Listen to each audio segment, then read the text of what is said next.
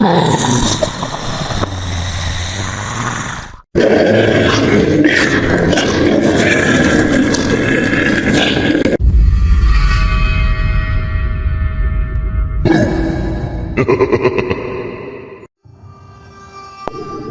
kali ini, Khalish akan bercerita kisah pengalaman Haide yang pernah ditindih lembaga mengerikan sewaktu tidur. Pernahkah korang mengalami situasi seperti rasa ditindih hantu semasa tidur? Apabila bercerita mengenai pengalaman ditindih sewaktu tidur, bagi mereka yang pernah mengalami pengalaman sebegini, mereka mesti terasa berat di dada dan sukar untuk bernafas, menjadikan tidur terganggu dan sudah pasti bermulalah segala persoalan negatif timbul di dalam minda. Berbeza pula apa yang berlaku kepada Haide yang merupakan seorang petani dan kerap melakukan kerja-kerja di kebunnya. Dipendekkan cerita, ketika Haide sedang habis mencangkul dan membersihkan kebunnya, Haide sepertinya terlangkah satu bungkusan kecil kain hitam yang kotor dan buruk. Haide pun membuka balutan kain tersebut dan mendapati ada satu botol kecil berupa botol minyak yang diikat dengan kain kuning. Haide dapat merasakan bau yang sangat busuk datang dari botol itu. Tanpa berfikir panjang, Haide kemudian membuka botol itu dan menuang cecair minyak dari dalam botol itu ke tanah dan kemudiannya membaling botol itu ke dalam semang.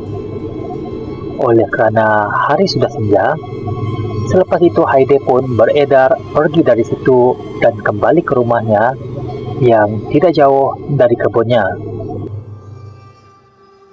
Sebaik sahaja Haide balik ke rumah, dia terus ke bilik mandi untuk mandi dan membersihkan dirinya.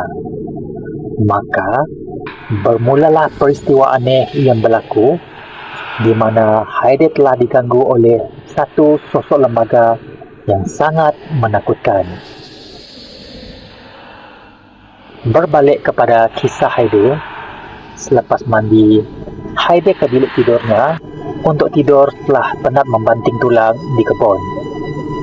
Sebaik sahaja tidur, Haide terdengar suara aneh yang datang dari tingkap biliknya. Haide berasa sangat panik, lalu bangkit dari katil dan menjenguk keluar jendela, tetapi tidak ada sesiapa pun. Haide kembali semula ke katilnya dan berasa sangat mengantuk dan terus tertidur. Dalam keadaan sedar dan tidak sedar ketika tidur, Haide membuka mata dan terlihat ada satu sosok lembaga sedang berdiri mencangkung di atas badannya.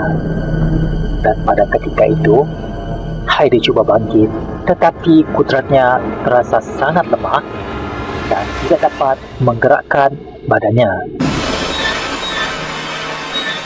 Pada waktu itu, Haide merasakan nafasnya terasa sangat sesak dan cuba menggenggam tangannya sekuat mungkin, tetapi Haide dapat merasakan tangan dan kakinya begitu lemah dan dia tidak dapat sedikit pun menggerakkan badannya walaupun seinci, sedangkan matanya masih terbuka dan terlihat jelas sosok lembaga mengerikan sedang menindih tubuhnya.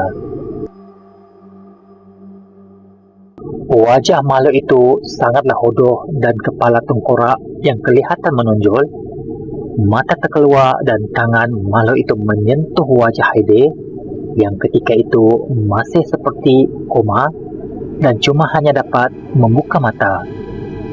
Walaupun begitu, Haide dapat merasakan dia sudah sedar dari tidur, cuma tidak dapat bergerak dan melihat sosok lembaga menindih tubuhnya.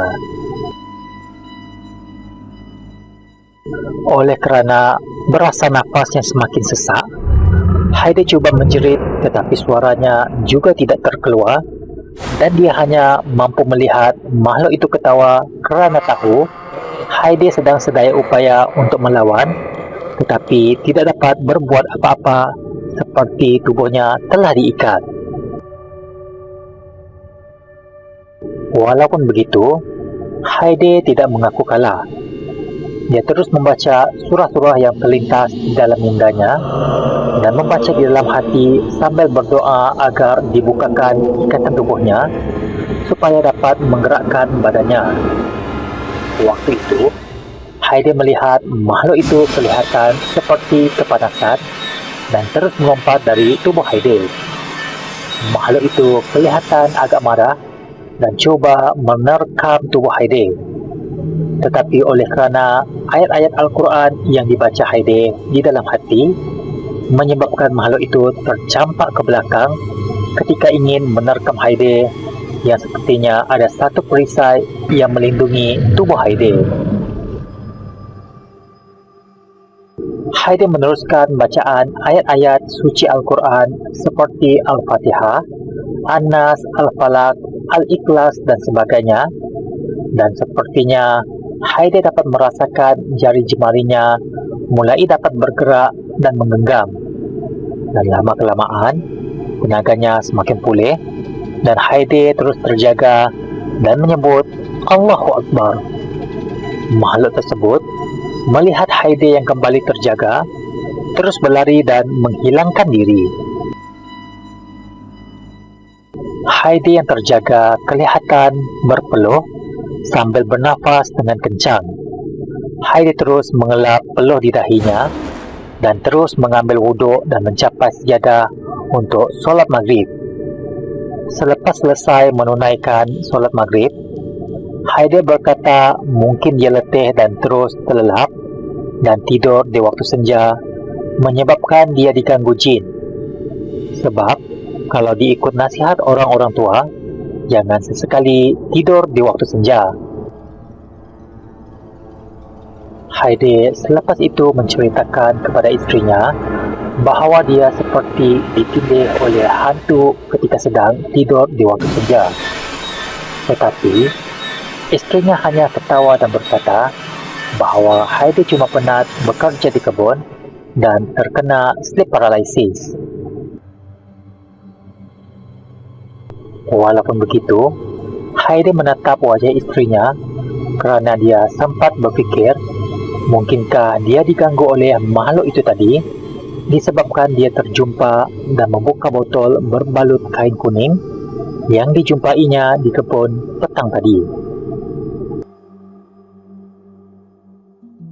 Walaupun begitu, Haide menatap wajah istrinya kerana dia sempat terfikir mungkinkah dia diganggu oleh makhluk itu tadi disebabkan dia terjumpa dan membuka botol berbalut kain kuning yang dijumpainya di kebun petang tadi.